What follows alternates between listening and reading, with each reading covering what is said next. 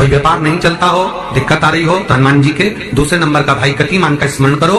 हनुमान जी के उल्टे पांव का सिंदूर लाकर गतिमान का नाम लेकर स्वस्तिक बना दिया जाए व्यापार वाली जगह पर, तो व्यापार अच्छा चलने लगता है महाराज। कोई व्यक्ति पैसा खा गया, नहीं दे रहा, बहुत परेशान हो गए, मांग मांग कर दे गए, नहीं दे रहा, हाथ जोड़ लिए, पांव जोड़ लिए, सब कुछ कर लिया, नहीं दे रहा, तो हनुमान जी के तीसरे नंबर का भाई रतिमान, रतिमान, गतिमान नहीं, रतिमान, रतिमान का नाम लीजिए।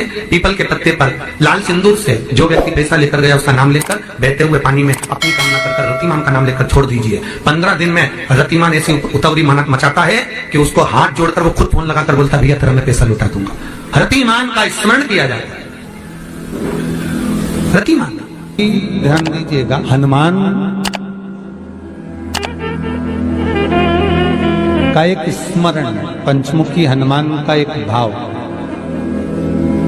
महाराज जैसे बहुत ज्यादा तकलीफ अगर व्यक्ति को हो गई है, बहुत कष्टमय जीवन चल रहा है, हार गए हर जगह से और तकलीफमय जीवन चल रहा है, तो पंचमुखी हनुमान का एक शिव महापुराण का और स्कंद पुराण का एक बड़ा सुंदर मंत्र है। उस मंत्र को आप सब एक बार हमारे साथ में बोलें।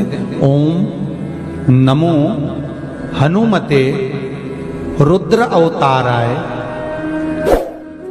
सर्व शत्रु संहारणाय सर्व रोग हराय सर्व वशीकरणाय रामदूताय स्वाहा।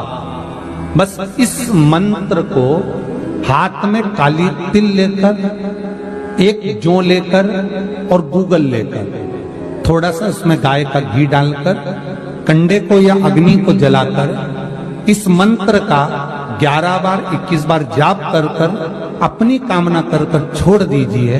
कैसा भी रोग हो, बीमारी हो, कष्ट हो, दुख हो, तकलीफ हो, 21 दिन के अंदर वो आनंद आना प्रारंभ कर देता है। इस मंत्र, स्कंद पुराण का, शिव महापुराण का ये मंत्र मूल पंचमुखी हनुमान सुख देंगे। और एक और चीज याद रखिए महाराज, यदि कोई काम के लिए जा रहे हो, कोई व्यापार के लिए जा रहे हो या नौकरी करने के लिए जा रहे हो और लगी नहीं रही, बहुत तकलीफ पा रहे हो, सर्विस ही नहीं लग रही, बहुत कष्टमय हो गया, तो निवेदन करूंगा 5 पीपल के पत्ते पर बेसन के 5 लड्डू घर में बने हुए, गाय के घी के 5 लड्डू रख लो।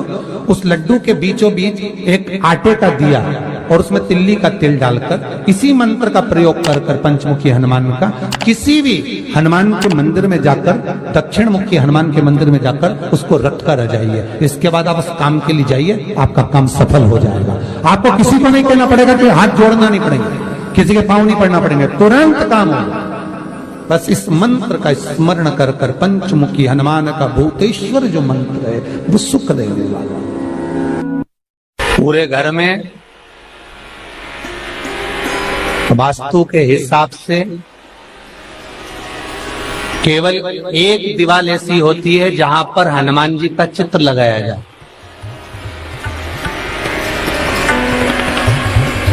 चाहे तुम पर्वत उठाने वाला चित्र लगाओ हनुमान जी का, चाहे बैठे हुए लगाओ, चाहे रामायण पढ़ने वाला लगाओ, चाहे लंका दहन करने वाला लगाओ, चाहे राम नाम जपने वाला लगाओ, चाहे लक्ष्मण को संजीवनी देने वाला लगाओ, चाहे मौन मुद्रा में लगा दो, चाहे स्तुति में लगा दो, चाहे भजन में लगा दो। हनुमान जी का कोई भी चित्र लगता है तो ना पूरब में लगेगा, ना पश्चिम में लगेगा, ना दक्षिण में लगेगा। हनुमान जी का अगर चित्र लगता है तो उत्तर की दीवार में दक्षिण को देखते हुए लगता है, केवल एक ही स्थान।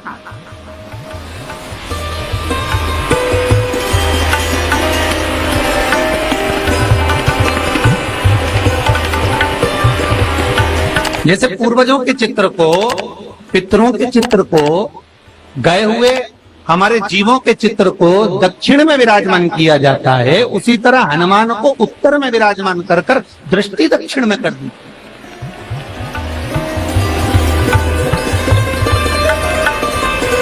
घर में हनुमान जी के जितने फोटो होते हैं उसको केवल दक्षिण दिशा में लगा, उत्तर दिशा में लगा बिठाते थे और दक्षिण की ओर उनकी दृष्टि होना चाहिए, दक्षिण की ओर उनका मुख होना चाहिए। क्यों महाराज?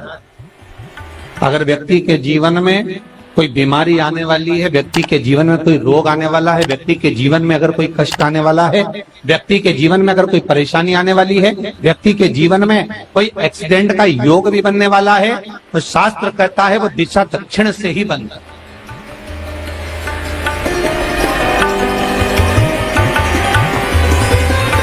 ये दक्षिण जो दिशा है ये यम की दिशा। यहाँ संपूर्ण परिवार के साथ यमराज अपने आनंद में निवास करते। और जब हमारे घर में, हम ये नहीं कह रहे कि आप हनुमान जी का फोटो लगाओ, हम ये भी नहीं कह रहे, आपके घर में हो और आपने अगर विराजमान कर रखा है किसी दिशा में, तो हमारा तो निवेदन रहेगा, अभी तक आपने अगर जैसा रखा, पर एक बार दिशा बदल कर देखना कि रोग, बीमारी, कष्ट, दुख, तकलीफ में आपको लाभ मिला कि ना। हनुमान जी ने केवल दक्षिण दिशा की ओर अगर मुख कर हमने विराजमान कर दिया, फोटो ही विराजित किया। हम ये नहीं कहेंगे आपसे कि आप बाजार से फोटो खरीद के लाओ फिर लगाओ, नहीं, आपके घर में हो तो आप लगा दें, आपके घर में हो तो विराजमान।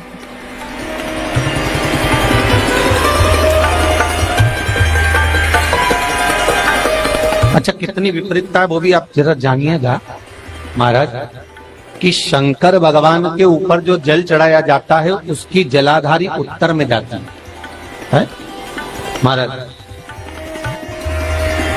भगवान शिव का जो जल जा रहा है वो उत्तर की ओर जाए और हनुमान जी को उत्तर में विराजमान कर मुख दक्षिण की ओर कर दिया। क्यों? प्रबल दिशाओं में उत्तर और दक्षिण महाराज, ये जो दो दिशाएं, इनको साधने के लिए कोई देवता आगे नहीं। अगर इन दिशाओं को कोई साधने वाला है तो केवल एक देवाधिदेव महादेव ही हो सकता। काल का हरण करने वाला वो महान काल ही हो सकता। शंकर का ही एक अवतार है हनुमान जी महाराज, रुद्र अवतार महाराज। हनुमान जी से कहा तुम दक्षिण की ओर दिशा पर संभालिए। शिव जी कहते हैं मेरा जल जब उत्तर की ओर जाएगा तो इस दिशा को मैं संभालू, चिंता ना करिए। जो स्मरण करने वाला होता है, भजन करने वाला होता है, कीर्तन करने वाला होता है, नाम जाप करने वाला होता है, उसका भी शास्त्र विधान कहता है,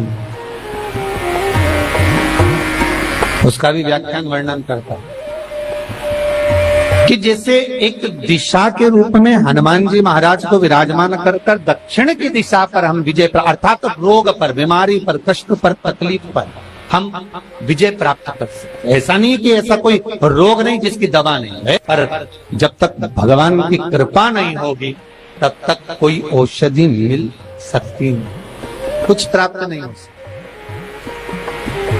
जब भगवान करुणा करते हैं तो आप रूप कुछ ना कुछ सुख की अनुभूति हो जाती है, अपने आप सुख का भान हो जाता है। तो जैसे दक्षिण का जो स्वामी तत्व है, दक्षिण पर जो दृष्टि देने वाला श्री हनुमान जी महाराज है, इसलिए हनुमान जी को उत्तर की दीवार पर विराजमान कर उनका मुख दक्षिण की ओर रखा जाता है। वास्तु शास्त्र के हिसाब से, वास्तु नियमों के हिसाब से सारे फोटो कहीं पर भी लगा सकते हो, पर हनुमान जी का अगर फोटो तुम्हारे घर में है, हनुमान जी अगर तुम्हारे घर में विराजमान है, हनुमान जी का चित्र तुम्हारे घर में विराजमान है, तो उसका मुख दक्षिण का होगा, तो रोग, बीमारी, तकलीफ, कष्ट ये सब दूर हटते। कई लोग प्रश्न करते हैं, गुरुजी आप कहते हो कि हनुमान जी महाराज शंकर भगवान का एक अंश स्वरूप है, एक अंश। पूरी शिव महापुराण की कथा को उठाकर देखिए, स्कंद पुराण को, मत्स्य पुराण को, कूर्म पुराण को उठाकर देखिए। एक बाणासुर का चरित्र और एक श्री हनुमान जी महाराज का चरित्र बहुत सुंदर।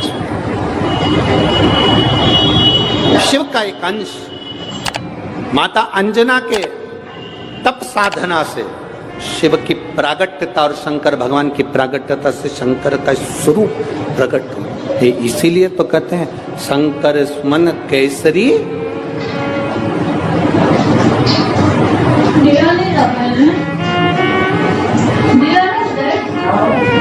शिव का एक स्वरूप है हनुमान जी। हम तो हमेशा कहते हैं अगर आप हनुमान जी का भी दर्शन कर रहे हैं तो ये अंदाजा लगा कर रखें कि आप शंकर का दर्शन कर रहे हैं। आप शंकर का दर्शन कर रहे हैं तो ये अंदाजा लगा कर रखें कि आप हनुमान जी का दर्शन कर रहे हैं। सब एक, कोई भेद नहीं, सब एक, कोई भेद नहीं देवताओं। आप एक बेलपत्र,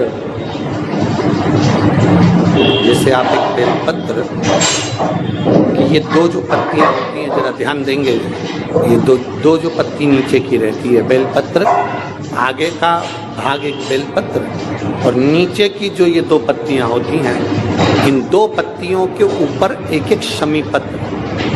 ये दो जो पत्तियां हैं, इन पत्तियों के ऊपर एक एक शमी पत्र और लाल चंदन ये रखकर, कितना भी रोगीला व्यक्ति हो, रोग से ग्रसित व्यक्ति हो, जिंदगी में कितना ही दुख पड़ रहा हो, बेलपत्र की ये दोनों पत्ती जिसके ऊपर शमी पत्र रखकर, लाल चंदन रखकर श्री हनुमान जी महाराज और हनुमान जी महाराज के तीसरे नंबर के भाई श्री गतिमान जी। हनुमान जी कितने भाई हैं? 6। उसमें हनुमान, रतिमान, प्रतिमान, मतिमान, गतिमान, तो जो नीचे के क्रम में आते हैं श्री गतिमान जी, उन गतिमान जी और हनुमान जी का नाम लेकर जो शिवलिंग के ऊपर समर्पित कर देता है, रोग का निवारण होता ही है, रोग मुक्ति होती है। मंगल का प्रदोष निकाल कर रख लो कि मंगल का प्रदोष इस दिन पड़ रहा है, मंगल की त्रयोदशी तिथि पड़ रही है, प्रदोष व्रत मंगलवार का पड़ रहा है। और जिन लड़का लड़की को मंगल होते हैं, जिन कन्या और वर को मंगल होते हैं, केवल शंकर भगवान के मंदिर में जाकर चौमुखी दिया, 4 बत्ती का दिया आटे का, उसमें घी डालकर लड़की शंकर भगवान के मंदिर में मात्र 7 बार शंकर पे से उतार कर 3 बार स्वतः उतार कर शिव के मंदिर में रख देती है, उसका मंगल आड़े आता ही नहीं है, मंगल नहीं आता सामने।